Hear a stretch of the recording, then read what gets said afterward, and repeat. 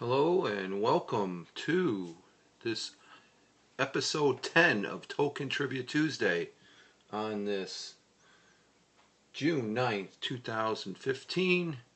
Time is 2:28 p.m. Eastern Time. And we have our regular Greg.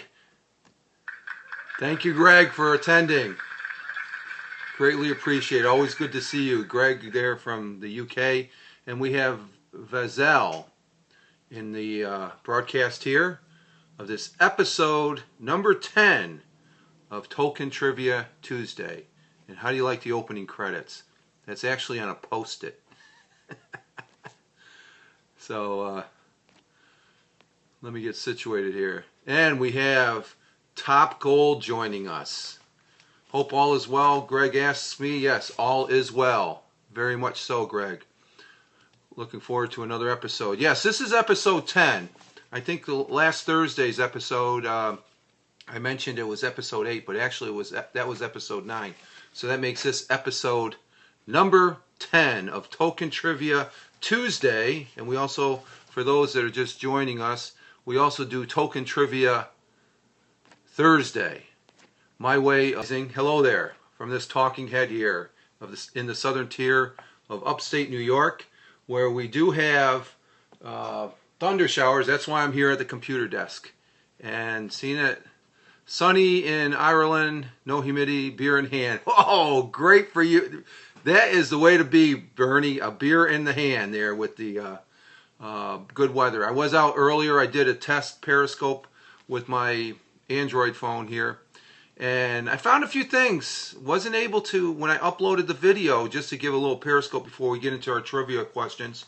I have, let's see, 3, 4, 5, 6, 7, 8, 9. I got 10 today. We're going to do 10 today, okay? That's what we're going to do. We're going to do 10. Bernie, you might be interested. I did a test that's in my queue there on the Periscope of Jack out in the back. I ended abruptly yesterday, and Greg says to Top Gold, sunny in Scotland, beer in hand here too. Oh, I'm the only one who doesn't have a beer. This is my week without beer because I had too much last week at the party. But I did a Periscope prior to this earlier, about 11 o'clock, with Jack out in the back, and I was on 3G, testing the 3G again. It was my second test of 3G. And then when I went to go ahead and upload it to YouTube, it recognized it as an unrecognized. Well, it's loading. I don't know if it's there or not, but when I try to play it back, the actual video on the camera roll for the LG phone here, it wouldn't play. So it said unknown source. So I got to sort that out and stuff like that. So it's pretty interesting. Sort of a continuation of the puzzle. But we have 5 viewers here. We have Bernie Goldbach from Ireland. We have Vazel. You can chime in whenever you want to there. Let us know where you're at. Greg. And then we have 2 web viewers. I want to say hello to the web viewers. And the web viewers, you can go ahead and tweet me if you want. I have the Twitter up. And question number 1 of our Tolkien Trivia Thursday, episode 10. And this is something I'm doing every Tuesdays and Thursdays there, Bernie, seeing that you're not a regular, and Vazel, and I don't know, I'm not sure about our web, but it's a book here of Tolkien Trivia that I'm reading and having fun reading.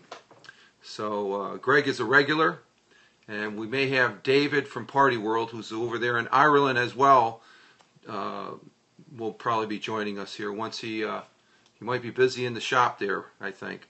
But question number 1. At some point during the request, okay, Top Gold, we have 4G in a lot of places here. I get the unknown sources error sometimes when my internet connection points to scope. Okay, and Greg says quiz time. Okay, this is only 3G though, Bernie. I'm limited to 3G only with my track phone program. So I've seen on the replays the picture is sort of pixelated a little bit and saturated, but I still get good sound, and I just have to play around with it. It's a lot different handling than the iPad mini and stuff. I feel comfortable with the iPad mini, and I will continue doing Tolkien Trivia on the iPad Mini. I don't, unless I get Wi-Fi somewhere else. But question number 1. At some point during their quest, Bilbo and the dwarfs lost their ponies, packages, baggage, tools, and paraphernalia. What deprives them of their loot? It doesn't make sense. What deprives them of their loot?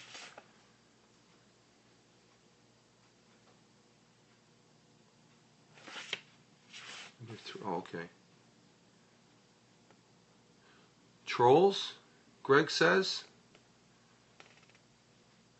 Well, I was in a Periscope and I mentioned that there was orgs. I think it was someone, I don't know if you know Ollie. He was doing his daily walk, and they said he was in the dark back confines of some forest or something like that, and someone said there was orgs. And I says, orgs in England? Okay. At some point during their quest, Bilbo and the dwarfs lost their ponies, packages, baggage, tools, and other paraphernalia. What deprives them of their loot? And the answer is, as Bilbo and the dwarfs cross the misty mountains, they are overtaken by ravenous goblins. What did you say, Greg? Orgs? It's goblins. They escape with little more than the clothing on their back. So it was goblins, not orgs. Close one, Greg. Very close. Greg is our ace. Trolls. Sadly wrong. Well, I don't know. Are they the same? I don't know. That's just like last week's episode. The last episode and there is David. Last episode we were comparing dwarves with hobbits. So there are differences. Hello, David. David from Party World. We just got done with our first question. Greg came close. I feel in Middle Earth land they must be different. Yeah, I think they are different. Though when you look at them, yeah, there are some differences, and even you can notice during the film. Okay, question number 2. Who says, if I say he is a burglar he is or will be when the time comes? Oh, that's an easy one there. Everybody should get that one. Who said that? Who said, I quote, if I say he's a burglar he is or will be when the time comes? Come on, guys, you know the answer. This is an easy one. No, not Bilbo. Bilbo is a burglar. He didn't say that. He said, if I say he is a burglar he is or will be when the time comes. So it's not Bilbo talking about himself. Gandalf. Greg, that is correct. Gandalf referring to the relative novelist Bilbo. Greg is pretty good at this. Okay, number 3. Who says, and I quote, adventures are not all pony rides in the May sunshine? That sounds like a couple of your flights there, probably in missions that you did, Bernie. They're not all pony rides in May sunshine. That sounds like a good saying. Okay, who says adventures are not all pony rides in the May sunshine? Any answers? Who might have said that? Okay, Greg says Bilbo. David?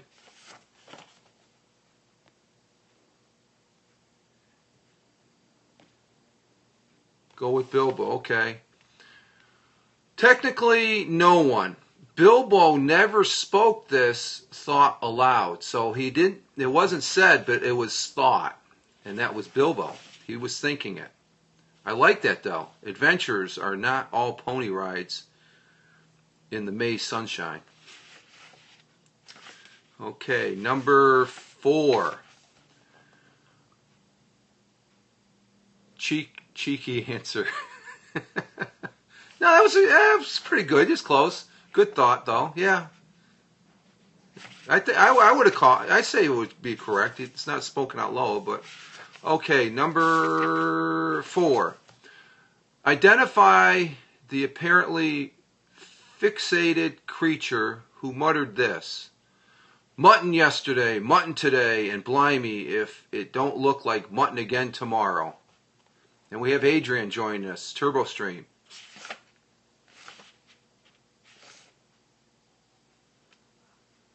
Hello, Adrian. Guinea pigs loose in backyard must run. That sounds like my Jack getting loose of the leash there yesterday, Bernie. Check out yesterday's pair. I think, yeah, I did post it. I had the top gold on my... Oh, Bernie. Go get... We got loose guinea pigs during Tolkien Trivia Tuesday. Okay. Let's get back to the question here. Question 4. Sorry, I meant Gollum. Okay. Identify the apparent fixated creature who mutters this. Mutton yesterday, mutton today, and blimey if it don't look like mutton again today. There's some weeks I can say that about chicken. Though the missus does make some good dishes. The answer... Sorry, I meant Gollum. Okay. Gollum. David says Gollum. And Adrian, are you there? Yes. Are you there? Let me check. Yes. Adrian is there. I'm glad to have you, sir. Okay. The answer is, like his companions, the troll speaker had man flesh on his mind. So it must have been the trolls that captured them all. Where I guess the next morning they tricked him into the sunlight there. Let's see. I guess that's where we're at too, because the next question is, how does Gandalf outwit the trolls? Wait for my brain to reboot. Okay. Okay. So we're at the part in the story where keeps them bickering till dawn. I was going to go with that too. Bickering. You got an answer, David? Have to pick up my girl. See you later. Oh, okay, David. Thank you for popping in there. You can pick it up on the replay. I'll be posting this on the YouTube. It should take on the YouTube for my iPad mini. So thank you for stopping by. Greatly appreciate it. We'll catch you in the next scope. Or else whatever scope we may pop in there over on Omani blogs. Okay. How does he outwit the trolls? He distanced them by imitating their voices until dawn breaks, which Greg said, causing their subterranean creatures to transfer into stone. So those were the two trolls that captured all the dwarves and Bilbo. Okay, question number, we got 3, 4, 5. This is number 6. Who lives in the last homely house? I guess I could call this a homely house. It's old. Last homely house. Who lived there? And that should be a good one. Paul O'Mani graces us. O'Mani blog from Ireland graces us on Tolkien Trivia Tuesday. Welcome to the show, sir. Glad to have you, and you get the claps. That is for Paul O'Mani. He was on a radio show. I caught a little bit of it on the web there, Paul, and you did really good. I'll be looking at the replays later and stuff. I just got busy doing things earlier here, and I'm very grateful to have you here, sir. We're on a question where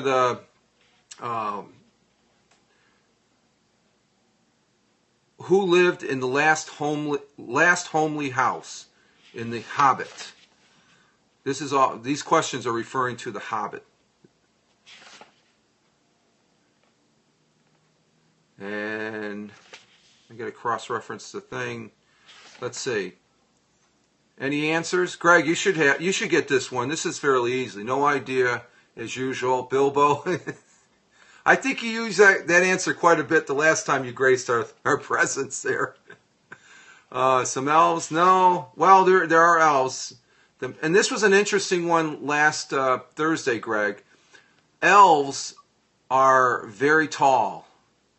And I think the movie depicted that. That was one of the questions that was pretty interesting. No, the answer is the master of the house is the elf lord Elrond, quote, as strong as a warrior, as wise as a wizard, as venerable as king of dwarves, and as kind as summer. So, Elrond, a very great elfish leader. Okay, next question. What region is, and Bilbo's not the answer, Paul, okay? Because it's about Bilbo. What region is Bilbo entering that makes him think, I smell like elves? What region is Bilbo entering?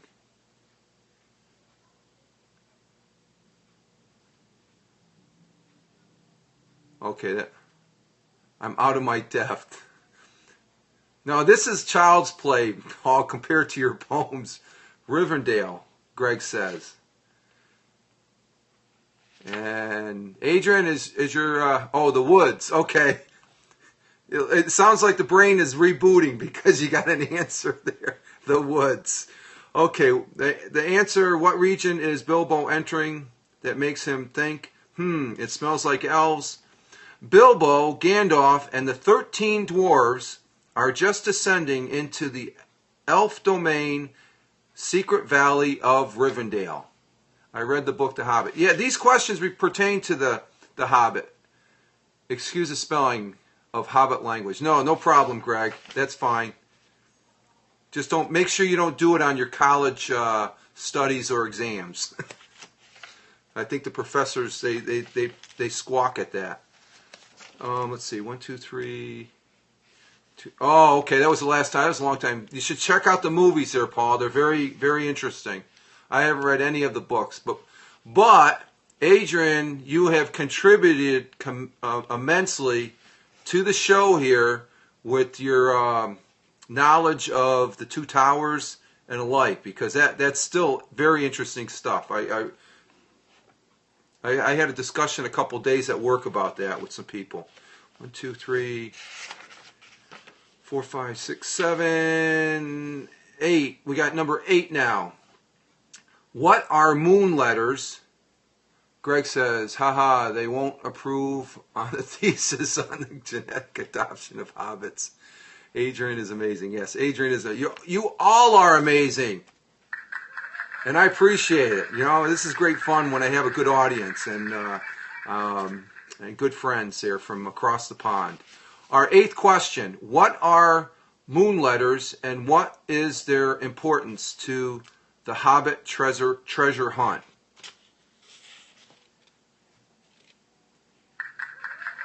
There you go, Adrian. Okay, any idea what moon letters are and what is their importance to the Hobbit treasure hunt?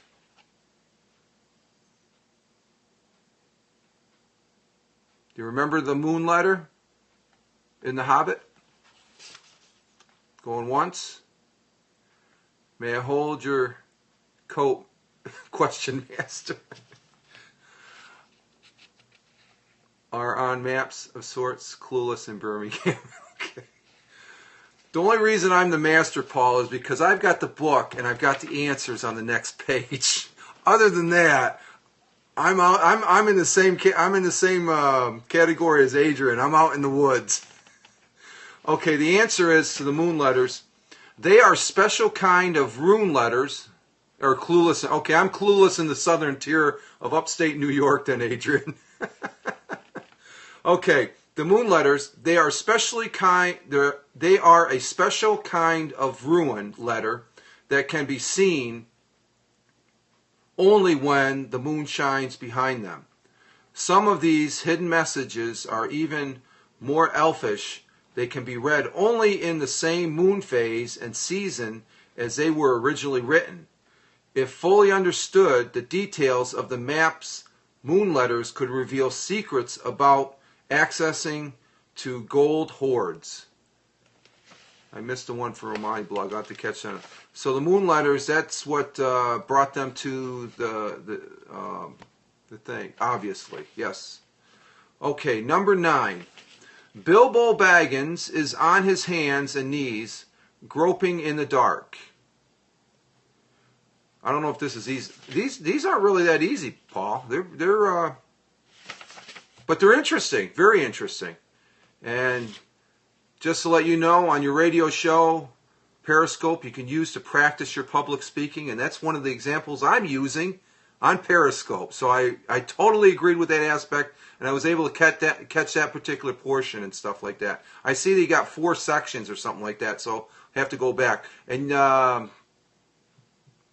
Greg and Adrian, you might want to catch him because he's got a cast of characters there in that radio show, or at that radio studio, the Irish internet radio station, I believe it is, Paul. It's pretty interesting. And you held yourself very well on your interview. I caught a little bit of your interview there, but I agree with you. The public speaking is very important, and I think this program, Periscope, can help people talk better, or at least get your confidence and stuff. Okay, question number 9. Bilbo Baggins is on his hands and knees. Irish Radio International, okay, for the Toastmasters. And Adrian says, I will look at the replay. Paul is a master. He is a master of the interview, and he is a master of communications. And that's why he sets the example for us all to follow when it comes to public speaking and communicating. And that's what, and being in the Toastmasters, I do believe my father was a Toastmaster when I was just a wee lad, if I can borrow that phrase from across the pond there. But I remember him being very active in that, and it helped him to blushing profuse. A legend, yes, Paul is, and he's blushing. And Greg says a storyteller and wordsmith at his finest. Yes, definitely, Greg, I agree with that. A wordsmith. Question number 9. Bilbo Baggins is on his hands and knees, groping in the dark. Rich, you have a great voice. Thank you, Paul. I think I talk too loud, though, but I think it's because of I have a slight hearing loss in one of my ears from the years in the Air Force there. Okay, number 9. I got to get to this question. Bilbo Baggins is on his hands and knees, groping in the dark, when he reaches what is described as, quote, a turning point in his career. What caused the transformation, and how does it affect him? Any answers? I'm looking at the answer right now because I don't know what the answer is. Finds the ring. That's what I was thinking when, it just sounds familiar because that groping in the dark, that's the giveaway right there, Greg. Adrian, any answers? And Bill? And Paul? No? Okay. Let's see, still clueless. But and Paul says he found the key to the universe. Oh, he found more than the key, I think. The answer is when the Hobbit awakes after being bumped into unconsciousness during the goblin chase, his head is swimming. Crawling sightlessly in the tunnel, he comes upon the tiny ring, the ring that will change his life. It makes little impression. He says, it did not seem of any particular use at that moment. But it was the ring. He found it. So, and I think that one in the... Yes. Very good, Greg. Groping in the dark. I just remember that part after that big chase. The ring, yes. Okay. Number 10, and our last question. At that crossroads in his life, what is Baggins pondering? At that crossroads in his life, I think it pertains to when he finds the ring. What is Baggins pondering? You think he's pondering the ring? His past, Adrian says. Okay. I'm curious to see Greg's answer. Returning home to the Shire. Yeah. Any answer, Paul? Before I give it here? And it's getting dark out. It's raining. Yeah, it's raining. We got thunder showers in the area here, and our current temperature is about 62 degrees. Paul, pondering one of Paul's poems. It's 62, which is about 16 degrees Celsius right now. So, but the humidity's pretty high. Okay, question. We've got sunshine. Oh, Paul, Paul's coming back. And that's another thing I've noticed lately since the last the version update for Android and also for lost you for 3 minutes. Okay, Paul. And I did notice that on some periscopes earlier that I was looking at, Ollie, I guess when he was walking earlier this morning, and a few times on yours, Paul, that Periscope has a tendency of losing signal. So I'm not sure if it's, it might. And that was before the version. It does cut out sometimes. Yeah, and I think that's going to be the personality of the app, and we just have to bear with it. Because I still say it's a great app because I wouldn't have this much enjoyment and stuff. Sorry, I have to go, Rich. Okay, Paul. We'll catch you later there on your Walt Whitman show later, I believe. Okay, because I think it's 8 o'clock there. And we'll see it in the next scope, wherever that may be. Okay, question 10. At that crossroads in his life, what is Baggins pondering? At this moment of his adventure, as in many others, thoughts of breakfast waft through his thoughts.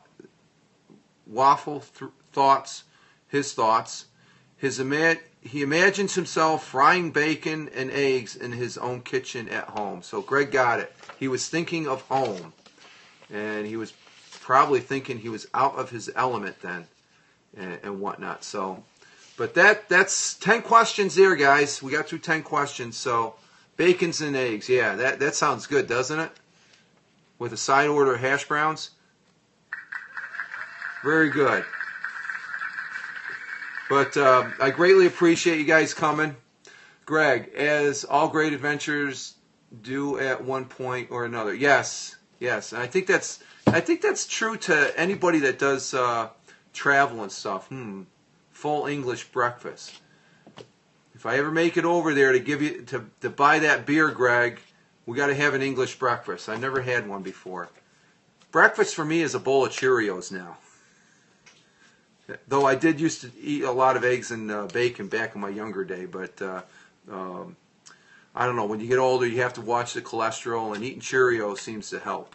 So, and I don't really eat that much in the morning and breakfast. So that rain's coming down now. Wow. But we got blue sky way back over there. So, Greg says, if you ever find yourself in the UK, it's okay. Cheerios are very good, Adrian. I like them. I've been eating them a lot, and I usually share a little bit, just a few there with Max and Admiral Jack, my wily cat. So, but that's episode number 10, guys. I greatly appreciate. This is for you. Oh yes, Adrian. That will be on the must-see list when if I ever get over there. But I greatly appreciate it again. You guys greatly appreciate it. And we'll see you, if not between now and then. I'll be scoping at least one scope tomorrow. I'm trying to do a scope every day for this month. I know there's people doing an audio challenge. I've done several of those. So another great scope, Rich. Well, we muddled through. And Greg says, thank you again for a slice of entertainment. I'm glad to have entertained you all with my Tolkien Trivia there reading, and bearing with my pronunciations of the language or the story there of the trivia. But I want to say thank you very much. I'm going to end this now. I might be able to get a little bit of a nap here before the missus comes in. No, I'm going to probably end up working on archiving this up. And you all have a good one. We'll see you. Probably see you in Paul's scope here later, because he's been doing them quite often. So I'll be catching you all soon. Also, Greg and Adrian, you all take care. And let me see, do we have any web viewers? No web viewers. Wow, okay. No problem. But you guys take care. Live life, have fun. Ciao for now. As always, peace.